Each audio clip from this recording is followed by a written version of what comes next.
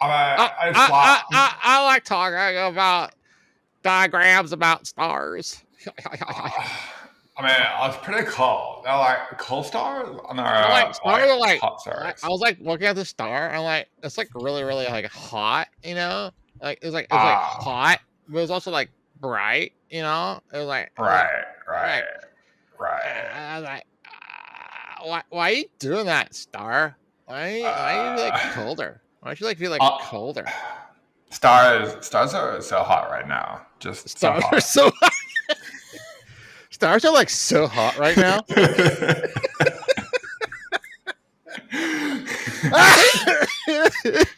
Stars are like so hot right now. This is the point that we lost him. The Mugatu reference.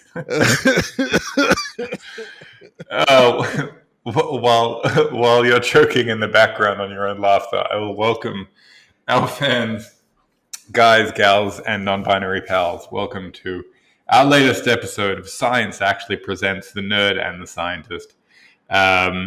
With me, Covey Rose, and him, Benjamin Salas, who is breathing. He's alive. He's good. I'm back. I had to write that down. That was just, oh my God. Covey has this thing of just hitting the record button when he feels fanciful. Well, we have so much good banter before we start recording. I wish we got everything before that, leading up to that shenanigans. But alas.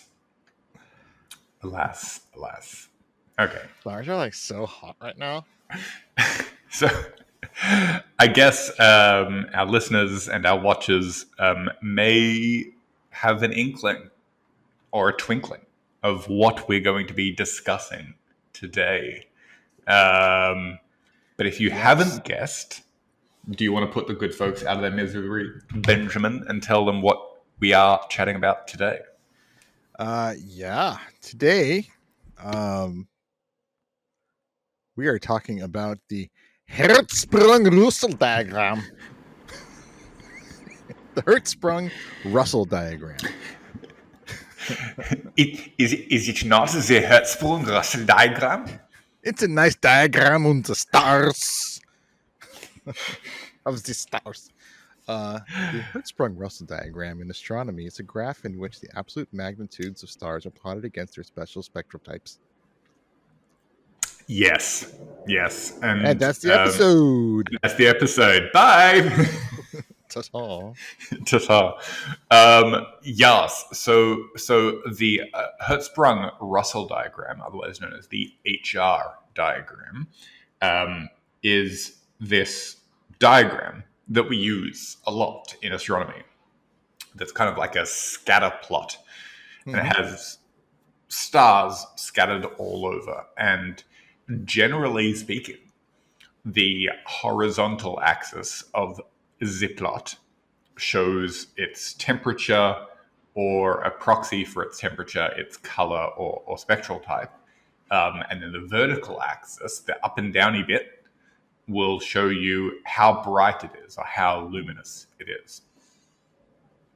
So that's what we're going to be talking about. I'm going to be describing a diagram this whole episode. So anybody who's listening and not watching, good luck.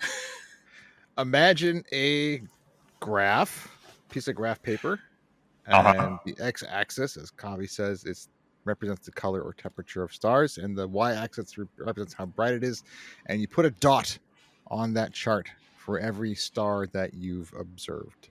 Yes. In time, you're going to have a lot of dots.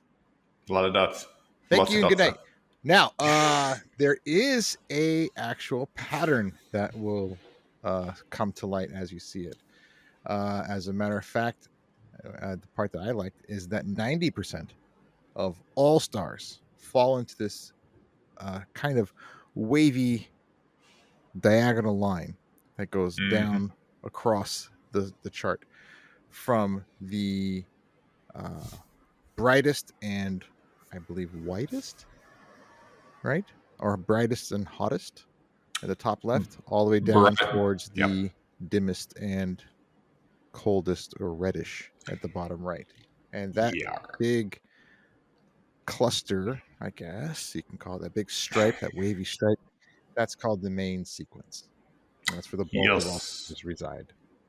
Exactly. So the main clustering. If you take thousands or millions of stars that we observe with telescopes up in space or wherever, and you plot them on an HR diagram, you'll notice that the majority of the stars tend to fall along this diagonal line that goes from the top left, which shows the most luminous and bluest and hottest stars, down to the bottom right, which show the faintest and most red stars. And this is called the main sequence. And it's where most stars basically spend the majority of their lifetimes, generally speaking, billions of years. And during this time, they fuse hydrogen into helium. So stars can form, and there are different processes when they're forming, and then after, when they're older stars and they have moved off the main sequence, they can be fusing other heavier elements as they get closer to the end of their lives. But for the most part, for the majority of their lives, they're on this main sequence. It's their jam. It's like Main Street for stars. It's the mainstream stars. That's something that I was, in all the reading I was doing about the diagram, is the fact that it contributed to the discovery of stellar lifespans, basically, where stars have come from and where they're going to go over time. And I was trying to wonder how. There's no mention of time on this chart. It's a snapshot, I guess you could say, of all the stars that we see now. The sun is kind of somewhere closer to the middle-ish, and it's just sitting there. How do we know that or rather, how does this contribute to us knowing the sun is going to become a red giant and therefore on this chart go straight up on the chart? How did that stellar lifespan part come from this? Yeah, that's a great question. Let's get deep. It's deep. What we've basically been able to get better and better at is to understand stellar evolution through kind of a chemical perspective, and we might end up talking a lot about spectroscopy this episode, which we've touched on before. But generally, you can break down the light that's coming from a star or from any light source into its composite rainbow. And when you're talking about a real object, as opposed to, just like a white light from your phone, a real object, especially things like a star, will have missing bits in the rainbow. They'll have either like really bright spots where you have extra emission, or missing bits, like dark spots where it's missing emission. And those absorption and emission lines tell you about the chemical composition of the thing that you're looking at, or at the very least, the thing that's in front of the thing that you're looking at, as light might get absorbed by the material that's passing through. And so by looking at these spectra, right, these little fun rainbows from stars, we can understand their chemical composition, and we can understand the different chemical compositions that different stars have throughout their lifetimes. Okay, cool. I have some more questions about this wonderful map. Sure. What you got? As we discussed or just covered, 90% of the stars that are can be plotted on that main sequency stripe going down through it. But that's not all of them. There's a group towards the bottom, separate from the rest of the stars, where white dwarfs live. Yes. And it's a very distinct group, very separate from it. There's a branch towards the top of it that kind of branches off, and those are your supergiants. There's a cluster that comes off the middle of it towards the top. That's the regular, I guess, giants. But not connected in any way. Very separate from everything else. There's this little blob or cloud of white giants. White dwarfs. What's in between? Why are they down there far away from the rest of the main sequence? And how come there's nothing in between? If you look at the chart from the main sequence line and above, it's peppered with stars. But below it, there's a kind of a void. And is that void significant in any way? Yeah, that's a really great question. Well, it's probably like, 3 great questions in a trench coat pretending to be one question.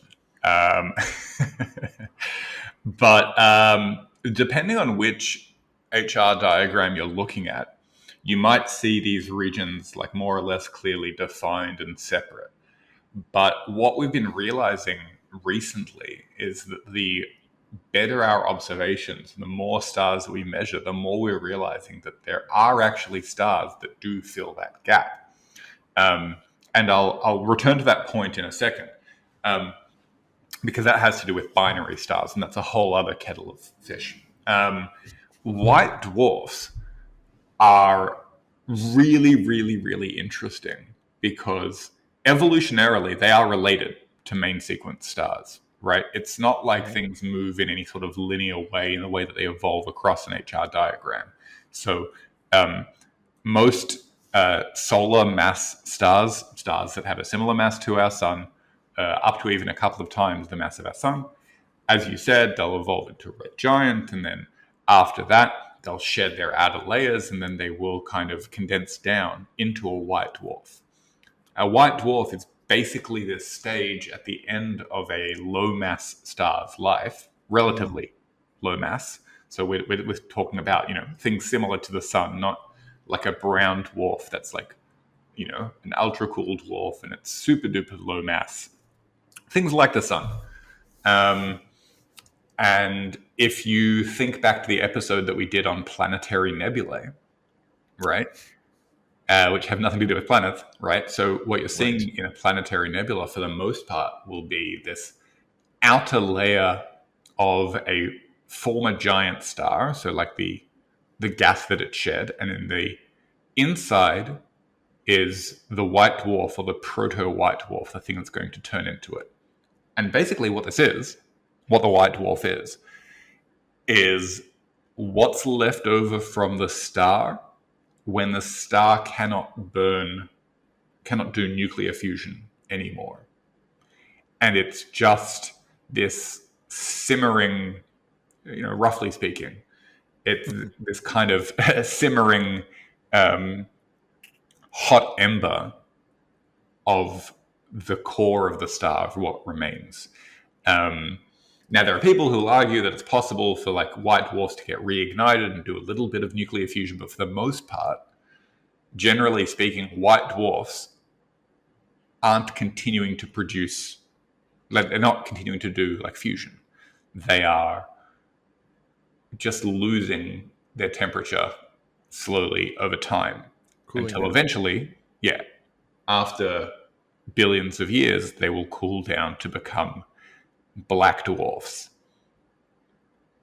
But these have never been observed because, as far as I understand, it would take longer than the universe has existed for a white dwarf to completely cool and become a black dwarf. Hasn't been enough time to happen. Yep. Cool. Yep. Yeah. But there is stuff that's happening in the space between the white dwarfs and the main sequence. There are, most stars that we see in the night sky are actually in binaries. They're in pairs.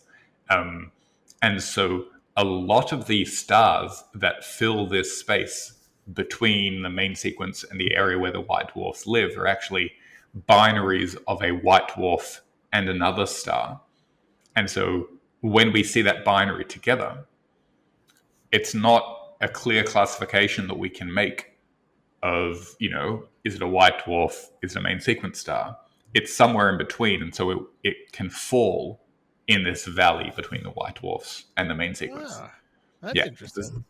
These are sometimes called CVs, cataclysmic variables, and they're called such because they are kind of like the precursors for novae. These like really powerful flares that go off, on scales of years every time like the white dwarf pulls a bit of material from the star that it's orbiting with.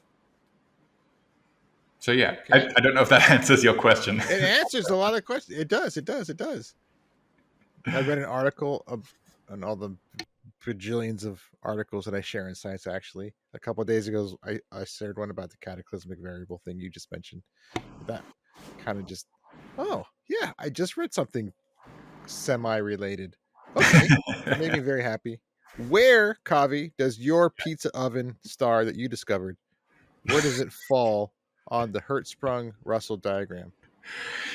Gosh. Okay, so my star falls kind of, it's like right in the lower bottom right corner. I think on most HR diagrams it wouldn't actually be on there. Oh wow. Yeah. After the ad break, I did want to talk about the classification system. Okay. Because we have O stars, B stars, A stars, F stars, G stars, K stars, and M stars, right? O, B, A, F, G, K, not the planets. Right? These are these different spectral types that are used for classifying stars according to temperature and according to hydrogen emission lines, again, that we see in spectra, otherwise known as Balmer lines, Balmer, Balmer. And this classification system was discovered by a group of incredible women who were working at Radcliffe College in the early 1900s.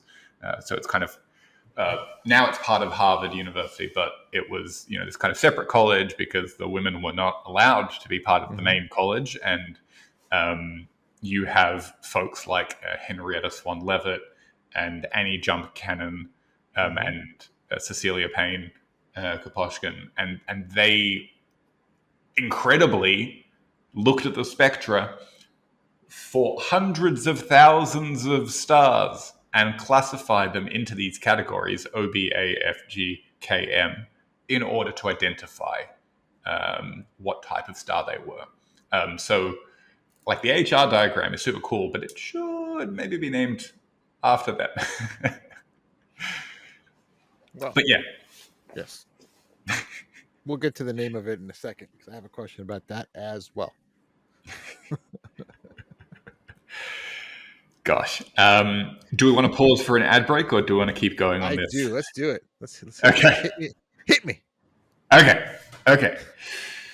Hey, Benjamin, are you tired of naming stars? Bored of... Are you bored of claiming constellations? Yes.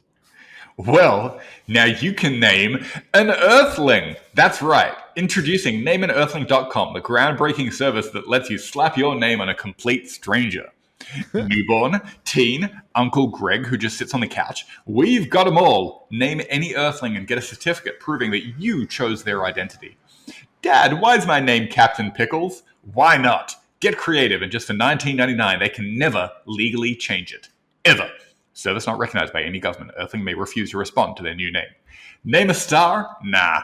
Name an Earthling because somebody's got to answer to Captain Pickles. Nameanearthling.com. Make it personal. I freaking love that. I've named a few Earthlings. I wouldn't mind naming a few more. Can you imagine just getting something in the mail? Sorry, sweetie, you're Mr. Pickles. But Mom, sorry, nothing I can do about it. Nope. Nothing. Oh, I was trying to think that's basically the equivalent of what we do. We just decide to name stars, buy stars, and there's no actual legitimacy to it at all. Sorry for people listening. Some eccentric billionaire picks a small country, names everybody Steve. There. Steve. Yes, Planet Steve. God, imagine being on Planet Steve and in a crowded room looking for someone named Steve. Steve? Yes. No, not you. I meant Steve. Oh, of course. Yeah. Okay. Did you had a question? I do. Back to the chart. Yes, back to the chart. It was first drawn up by a Danish astronomy, Ejnar Hertzsprung, in 1911. Mm-hmm. But then an American astronomer Henry Norris Russel came up with the same thing independently in 1913. But I also read that Hertzsprung cooked up the original chart using the data gathered by Anti-Jump Canyon, as you mentioned, and others in 1911. But Russell added just yet more data from another catalog of stars to the same chart. And he did that on his own, supposedly. And it got the name of Hertzsprung Russell because they both did it. Although they did it independently, they did the same thing. Russell did it first. Hertzsprung did it first. Russell did it more. So who's the real hero? Who's really Jump Cannon? It's the real. Now we're talking. I mean, myself and some of the people I work with, we like to joke that we are commensal astronomers. A commensal astronomer is a fancy way of saying somebody else has taken this data and we are going to use it. Now, obviously, I also do my own observations with a telescope that I plan the observation, do the observation myself, and blah, blah, blah. But it's interesting how this was, kind of over 100 years ago. We're already seeing this divide between the people who gather the data and the people who do the science. And, it's kind of groundbreaking because you think about not only the oppression of women generally, but especially in science at that time. And you look at the number of Nobel Prizes that have direct links to this research that was done by people like Antonia Maury and Henriette Leavitt and Cecilia Payne. It's phenomenal. I mean, like the ability for us to measure distances in the universe, right? Because we have that parallax method, right, which works well for nearby stars. So parallax, for folks who aren't familiar, if you hold up your finger at an arm's length, using your arm as the length of that arm, a standard arm, and you kind of open and close your eyes, left eye, right eye, left eye, right eye, you'll notice that the position of your finger shifts slightly, right, relative to the background. Yep. So that's a parallax because you're basically measuring the position of your finger from two different locations, left eye and right eye. And so when we do this with stars, and the position of the point of measurement that's changing is the Earth's position. So say that we measure a star's position in June and we measure it in January, the Earth will be on opposing sides of the sun. And so you're kind of also creating these like alternate sides to measure from. That slight shift in the position of the star is a parallax, and the inverse of that will give you a measure of the distance to the star. And that's awesome. That's great. But that doesn't work for stars that are further and further away that have vanishingly smaller parallaxes. At a certain point, it's kind of impossible to measure these tiny changes. And so Henriette Leavitt's work on variable stars, which she was studying in the Magellanic Clouds, and she realized, hang on, all of these stars are at the same distance, roughly speaking, because they're all in this dwarf galaxy, the Magellanic Cloud. But looking at these varying stars that have regular pulsations, she was able to determine a relationship between the period of the stars, how often they pulsate, and their luminosity, their true luminosity, right? And then once you have that relationship, you can then look at other stars that are more distant that hold the same relationship, and you can figure out what distance they're at. And so that method allowed us to take another step in the distance ladder. So parallax work for things that are super close by, period luminosity for things a little bit further away. And this work was critical to Edwin Hubble, who eventually, did incredible things in understanding the expansion of the universe. So yeah, like every time I hear HR diagram, I kind of tend to think of the women who actually collected the data upon which the science is based, rather than the dudes who it was named after, if that makes sense. Like not that they not to take away from their hard work, but I think the true heroes, in this case, are definitely those women. That was nice. Which is, gosh, it's kind of ironic then that, so the acronym, or the mnemonic, I should say, that people use to remember the order of the spectral classes. Are you familiar with this? I know that it's because we've joked about it before. I had my gripe with M-class stuff from sci-fi movies and TV shows. So we kind of touched upon it briefly. Goodness knows how many dozens of episodes ago. Yeah. But I know there's a bunch of letters that make no sense. So this would absolutely help.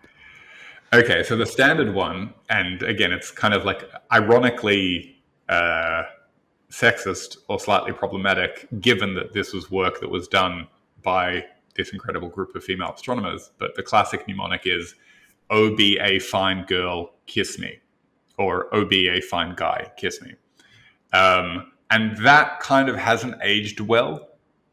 Most astronomers will not use that. And there are some great replacements. So only boring astronomers find gratitude knowing mnemonics. I don't like that one because mnemonic starts with an M, but it's pronounced with an N. Yeah, no, that's a good point. Only boring astronomers fight green killer Martians. I am liking it. I think that's a brave astronomers. How about only Bob ate fresh gummy karate monkeys? Gummy karate monkeys. Problem. That's a stretch, but in my house it would work because I have a son who would, if he could, eat nothing but gummy items. And karate monkey is something I can easily remember. So in my house, yeah, that would work. But I don't know how well that would be received elsewhere. Well, it's a problem because as you mentioned, you alluded to the pizza oven temperature brown dwarf that I was working on last year.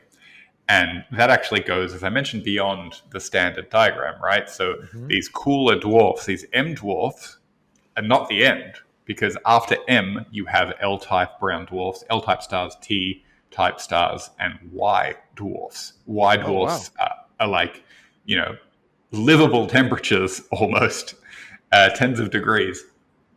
And so you need a whole new mnemonic, like, only because astronomers fail greatly knowing many luminous types. Yo. All right. Well, wait a second. So if we're going back to the comment or the thing that we talked about just earlier in this episode about white dwarfs, and they're slowly going to decrease in temperature to become a black dwarf, and they haven't done that because there's simply not enough time yet in the existence of the universe. But there is a Y-type star that's tens of degrees. I think I know where you're going with this. This is a very interesting question. This is a very, very interesting question. So what you're suggesting is that... no, I'd never thought about this, right? So the white dwarf region on an HR diagram does kind of... what would I call like this shape? It kind of arcs kind of down from like a little arc. Slightly hotter white dwarfs, because you can have white dwarfs that have temperatures of 10,000 or even a little bit higher degrees Kelvin, and then they decrease in luminosity and decrease in temperature, and you can get white dwarfs down to a few thousand degrees. But the process that creates brown dwarfs, which go even further down in temperature, down to hundreds or tens of degrees, is a completely different physical process in the way that we understand it. So as mentioned, white dwarfs were previously sun-like stars that had a life of billions of years, did the thing, burned the hydrogen, fused the hydrogen, right?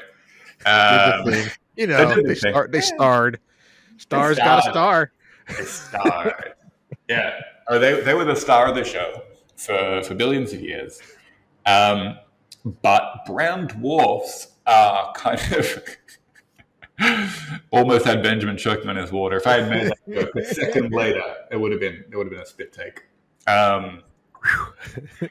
Sorry, continue. Brown dwarfs are they're kind of, people consider them to be failed stars because the initial mass that they have as they evolve towards the main sequence is not enough mass to do the thing, to fuse hydrogen. So brown dwarfs never get to that stage, never get to that level where they can stably burn hydrogen for billions of years. They can do a fusion of deuterium, but they're kind of just held together by gravitational forces, and they will continue to be so for billions of years. Brown dwarfs, especially these ultra-cool brown dwarfs, are some of the oldest known objects in the universe, the longest-lived stars or dwarf stars.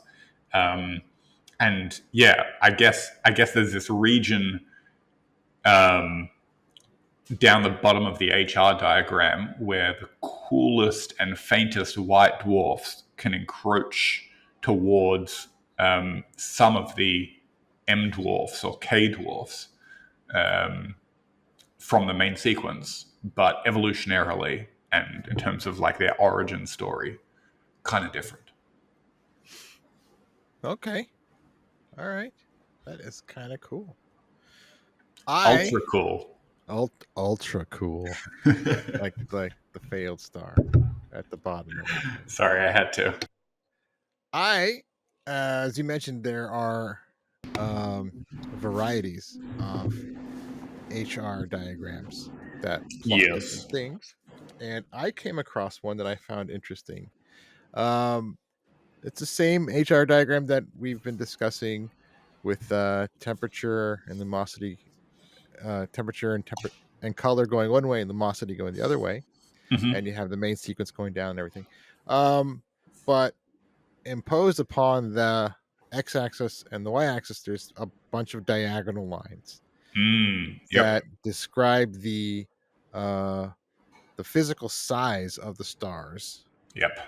And there's this, I guess, the main sequence stars, the bulk of them anyway, falls between the size of 0.1 solar radius or radii to 10 radii, solar radii. Our sun, of course, is smack in the middle at 1. Does our sun have 1 solar radius? That's crazy. Our sun is where the middle is, of that little section. And that the further down and to the left you go, the smaller, the physically smaller the size. And the further up and right you go, the physically bigger you get, hence giants and supergiants. So the silly question, are there ever any, to all rules, there's an exception. Is there ever a giant or a supergiant white dwarf, or is there ever a giant that falls below the main sequence, or is there ever a dwarf that could be found above the main sequence, or is that just me asking silly questions based on a picture? There are no such thing as silly questions. Okay. And which one of these which one of these stars wears bunny ears? There you go. Here's your silly question. I think it's not as silly of a question as you might think. Generally, the reason why white dwarfs have the size that they have and giants and supergiants have the size that they have is this balance between forces on the star that are pulling inwards, namely gravitational forces, and these kind of radiative and nuclear forces pushing outwards, especially, in the case of supergiants, as we mentioned, we spoke about how like these outer layers puff up, and it's kind of like thermodynamically, something that controls the size that we see. And so this was the case, right, in those variable stars that we mentioned that Henriette Leavitt was working on. So those stars varied in brightness, in luminosity, and technically in radius as these subsurface layers underwent these thermodynamic processes that caused the star to kind of beat, right? And increase and decrease in size. Okay. And so the cooler things and the things that don't have these processes going on shrink down, right? That's why we see cooler brown dwarfs and the cooler white dwarfs shrinking down in size, because basically the gravity can condense them, and as things cool down, they will condense. As things heat up, and they will, expand. But I think the interesting part of that question is what I mentioned earlier about most stars being in binaries.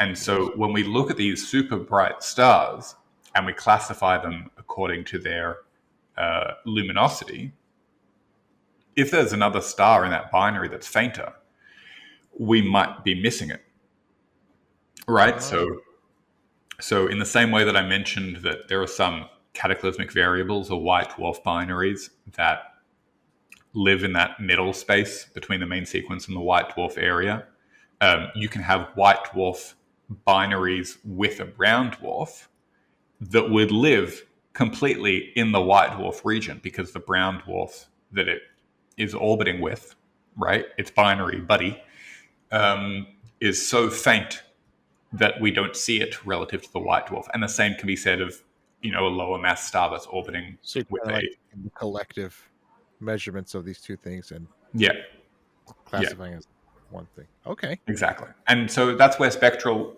measurements, we don't necessarily have the resolution in our telescopes to be able to differentiate them. But if we look at their spectra, we look at their rainbows, we can differentiate, okay, this rainbow that we're seeing, this spectra that we're seeing, or this spectrum, is a composite of the spectra of a brown dwarf and the spectra of a white dwarf. And we can, understand there are two things there. Got it. Yes. Okay. I feel like Benjamin is surprised because he wasn't sure that we could do a whole episode on this, but no, I got a couple more questions. Let's do it. Let's hear them. There's a movie coming out this week, Beetlejuice. There is. Yes.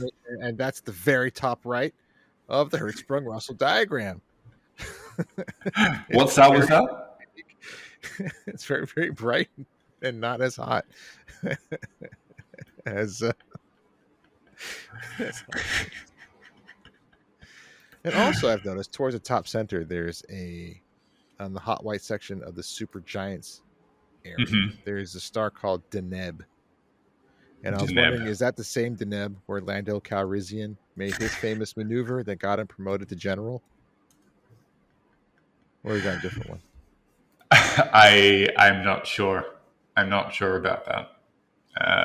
This guy doesn't know how to say. Just say yes. Just have some fun. Say yes. Yeah. Yes. Thank you. I mean, we're not talking about the fact that you can probably see Alderaan on some of these HR diagrams. Nobody talks about Alderaan anymore, do they? Nope. It's just too soon. Funny thing I've been reading. I read a lot of articles today and a couple last night, and also one last week when you first suggested that we do an episode about this diagram. A running theme. A lot of these articles are written by astronomers such as yourself, trying to explain what the diagram is, and a lot of people have taken the time to put into their articles a little explanation. This does not plot the position of these stars in relation to each other. They're not all together in a big long string, whatever. This is just a way to plot their color or temperature against their brightness. And is there? I'm trying to formulate the question. I have it written down. I can't read because my glass is fogging up. Is there any, with charts such as these, is there ever a lot of misunderstanding? How, again, a lot of astronomers are writing that, this is not where the stars actually are. This is just their brightness and their temperature. But is there any misuse of this chart? I have a follow-up question to that. And I think I asked that poorly. I don't. No. I think I get what you're saying. I don't. I mean, I think it's great that people writing those articles have included a mention, like a warning, like these stars are not actually this close to each other. We're just like doing a scatter plot to show where their luminosities and temperatures lie. But that's not a confusion that I've come across with others.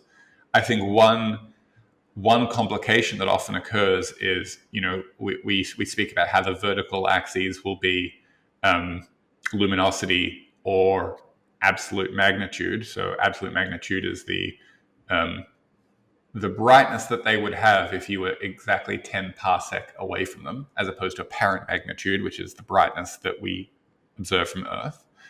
And then the other thing that's a more common, I don't want to say confusion, but like,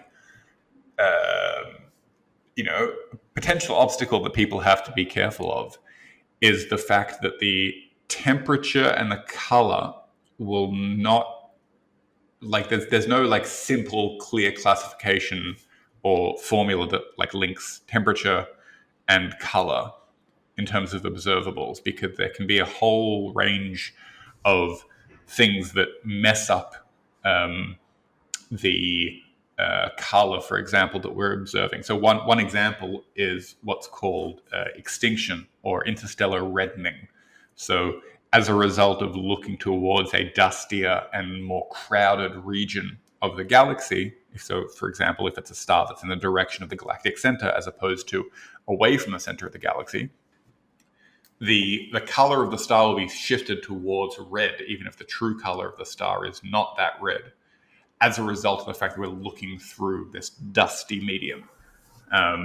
So that's the sort of thing that has to be taken into account to get like the proper color in order to convert that into a temperature. That's kind of the only thing I can think of off the top of my head. Yeah. One more question. Yes, you in the back. Hello. The diagram is awesome.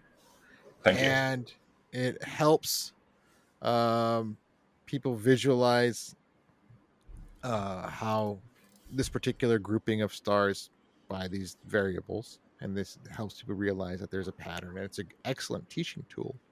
Mm-hmm. But is this something that you, Kavi, is it something that you can actually use as a tool in your day-to-day research? Is that something you can take information from, or is it something that you contribute to? Is that part of your job?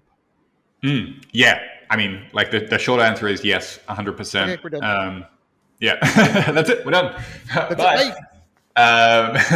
No, the longer answer is yes. So like I work a lot with radio transients, like weird things that go bang in the sky, and the first thing that I'll try to do is to cross match this radio source that I found to a known star, known optical source, because optical just has the numbers. You have satellites like Gaia, which are space-based telescopes that have millions and millions of stars that they have identified. And so seeing the Gaia HR diagram, so that's a diagram that shows the Gaia measured color and the Gaia measured absolute magnitude, brightness. Looking at a Gaia HR diagram, I can figure out what sort of star the radio transient that I found is likely to be. And this is an incredibly useful tool that I use often. Yeah. Oh, right on. So it's not just a pretty face. It's actually a useful thing. All right, cool. Are you talking about me or the diagram? Both. Hubba. I like my diagrams. Well, thank you, sir. Yeah.